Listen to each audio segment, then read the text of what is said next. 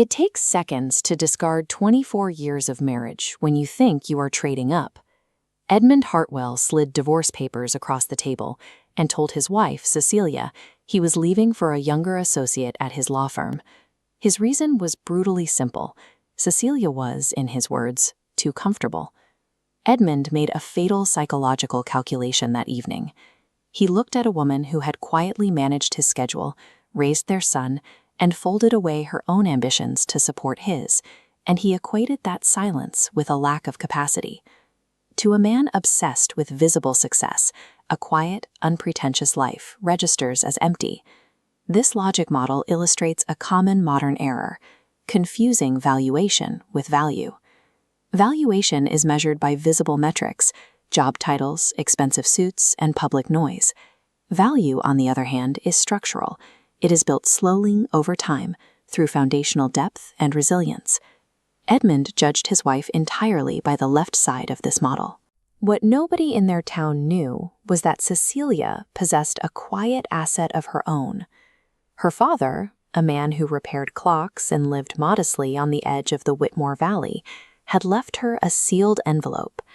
Inside was a single phone number and a directive to call a man named Mr. Finch, a contact that would reveal the true ownership of the very land Edmund's firm was built upon. When you evaluate a person strictly by the status markers they choose to display, you leave yourself completely blind to the architecture underneath. Judging a human being by a cover specifically designed to blend in is the fastest way to underestimate them. The number in the envelope belonged to Mr. Finch.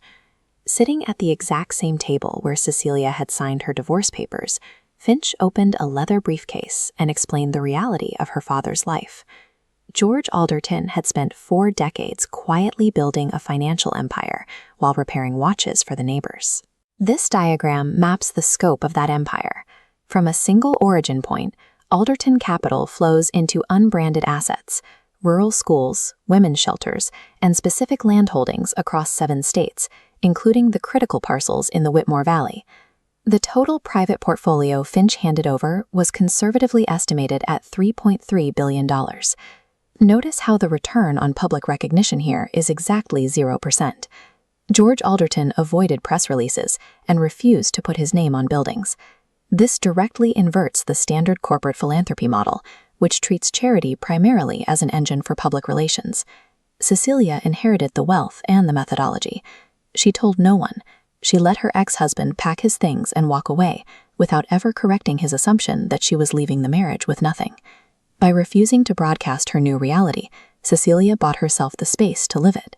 She purchased a stone house in the hills, hired a private legal team, and began learning how to direct her father's trust, completely insulated from the superficial noise of her previous life. Systemic power does not require an audience. By operating in the shadows, that power remains structurally sound, immune to the fragile fluctuating economy of public approval. Look at this blueprint. It's for a utilitarian community reading room, designed by an architect named Oliver Crane. Oliver spent 20 years designing unglamorous civic infrastructure, buildings nobody photographed, but everybody needed. His approach to his work mirrored the Alderton philosophy. Cecilia hired Oliver through one of the trust's grants. Their connection formed not over expensive dinners, but through arguments about window placement and natural light. They built a relationship on shared values of quiet utility, moving at the pace of ordinary, unremarkable Wednesday evenings. Meanwhile, Edmund was busy leaning into his visible valuation. He attended the right parties and wore the sharpest suits, relying on these superficial metrics to project dominance, while his firm gambled its future on the massive Whitmore development project, unaware that Cecilia now controlled the land. But the quiet was about to end. Mr. Finch organized a formal gala for the Alderton Trust, sending out 300 invitations to executives, investors, and developers across New England. The goal was to formally introduce the director of the trust. Edmund's firm was on the guest list. When you force genuine, deep-rooted substance and highly polished superficiality to share the exact same stage, the fragile nature of visible status becomes impossible to hide.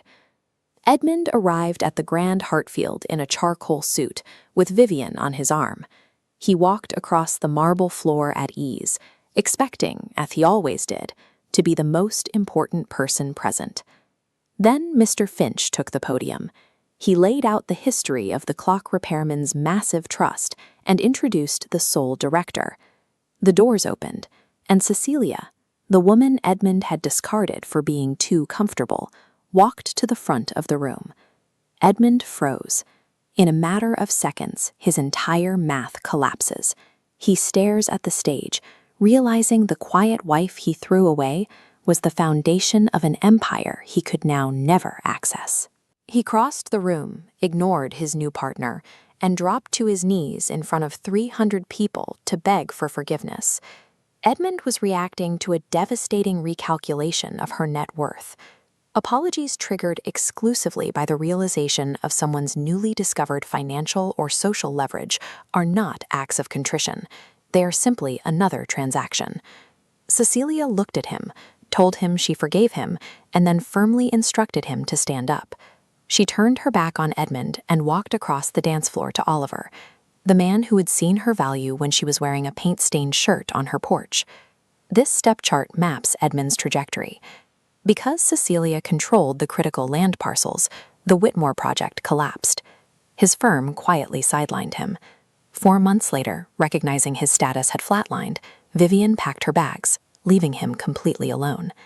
Cecilia and Oliver took a different path. They married in her garden in the spring. They spent their days designing schools and funding civic projects, content to do the work without needing the public to see them do it. True stability does not require an audience. When the noise eventually stops and the flashy, visible structures inevitably fail, the quiet, invisible foundations are the only things left standing.